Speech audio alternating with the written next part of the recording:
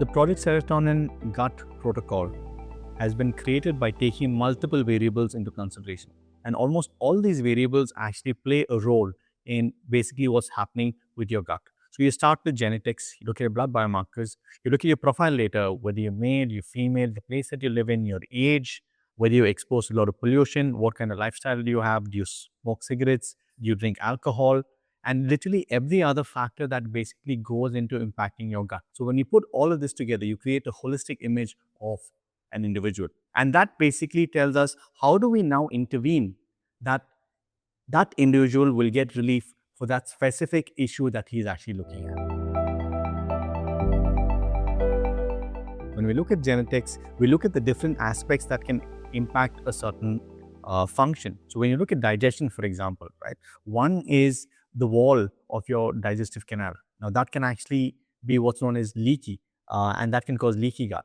Now these are things which we can actually pull out from your genetics itself. Similarly, you could have things like histamine intolerance, right, or propensity for celiac disease, which is gluten intolerance, or even lactose intolerance. And how do we come to a conclusion that a certain profile has or does not have these propensities? We take a very deep approach where we look at genes involved in the entire pathway. So, and once we've taken up all these different genetic factors, we then have our own proprietary systems help us not only take what is already present in science, but also to backward integrate using machine learning and AI technologies to reverse engineer and sort of see what other underlying factors might be present as well. No two people are the same. So something that has been labeled as healthy doesn't necessarily have to be healthy for all the people. Let me give you the example of fermented products. Fermented products today are the rage. They're considered very gut healthy. While that is absolutely true for a lot of the people, for someone who has things like histamine intolerance, all products which are fermented but long fermented will actually not work for those individuals. So something like a kombucha or even kimchi, which has been fermented for long periods of time, will not work for a person with histamine intolerance because high amounts of histamine that is present in these foods will actually cause that person's gut to be more inflamed than actually improve its health. We humans have only a few levers that we can work with. One is whatever we eat, be it diet or your supplements. The second is sleep. The third is exercise. And the fourth, I would say, are things that can help with stress management. So when we look at the gut protocol, we look at each of these four levers separately and we see what in those will actually help or not help you. All protocols that we give are actually evidence-based, one. Second, they are very safe because depending on the supplements that you're being given, it can be a curcumin or a quercetin, for which, by the way, we look at even your liver genetics or even your other detox pathways by which they can be removed from the system.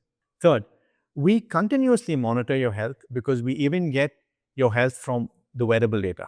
Once we've actually built a protocol, we then go and test it. How do we test it? We have pilot cohorts. So the gut pilot, for example, took us over a year to validate and to bring to market. You take a person, you identify the issues that they are facing, and then we basically test what will or will not work for them. And we do multiple rounds of testing until we come to the point where the protocols that we built, which are personalized for every single user, works almost every single time. So having all these layers together is one part of the puzzle. The next part of the puzzle is creating the system which brings all of these and is able to basically crunch the entire data and get an output. That is where our proprietary algorithm actually comes in. This has been built over the last 10 years where it is able to look at multiple variables, look at different permutations, combinations, and then go to the root cause and understand where your root cause is and thereby give a solution to it. It's because a protocol like this requires so many different layers, so many different levels of thinking, so many different algorithms that come together and thereby create something that is really unique by understanding the root cause. It's taken us so much of time to do this that trying to replicate this quickly is almost not possible. And a lot of these protocols are going to be therapy adjunct. And what we mean by that is when a user is actually having any kind of an issue which is being actively treated by a physician, these can help along with the treatment that he's receiving from the physician to sort of hasten the process to recovery. Precision health is coming to an inflection point, and this is where we see us coming into the clinical space, where we're going to help physicians deliver better health, which can actually be a lot more effective and sustainable.